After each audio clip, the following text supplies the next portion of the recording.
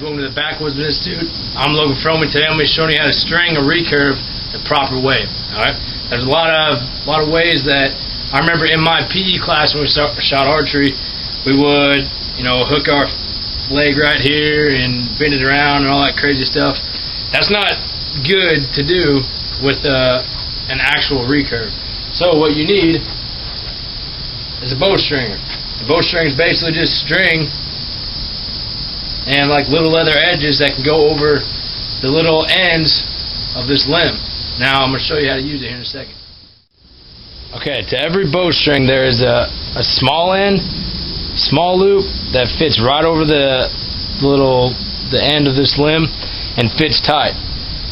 And then there's this big loop that slides over the end of the limb and can slide up and down easily onto the limb. So what you're going to do with this stringer, there's a deep end right here and a shallow end that can only go in just this far.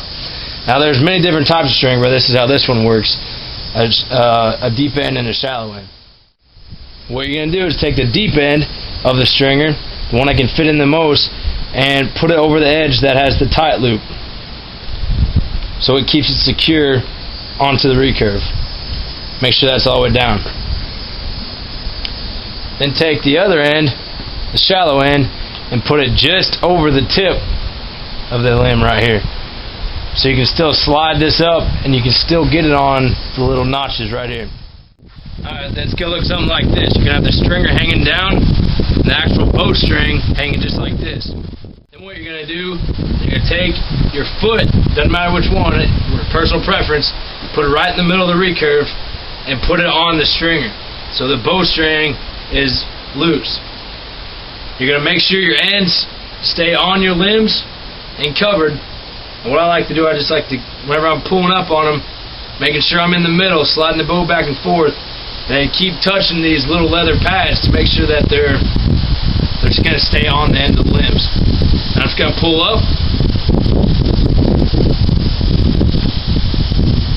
I'm pulling up until I can get this bowstring into the notches on this limb. And I'm going to very slowly let the pressure back down and making sure that the string is actually holding into the end. So now I have all the pressure off. I can take the stringer off of both ends. My recurve strung. Just like that. Now to unstring a bow, you follow the same procedures.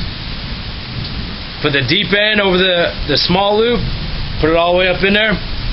On the back side of the bow where the bowstring is, you're going to drape the bowstringer, put the small loop on the big looped end, the small shallow end on the big looped end, I should say. Then what you're going to do, you're going to find the middle of your bowstring and put your foot down. And that's going to enable you to pull up and take pressure off the bowstring. So you're going to pull up, making sure both ends are going to stay on the limbs itself. Pull up, take the pressure off your bowstring, slide the big loop up and over the limb on the one side that the big loop's on.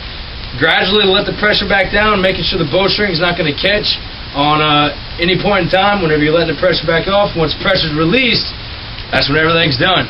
So now you can take your bowstringer off, and that is how you string and unstring a recurve bow.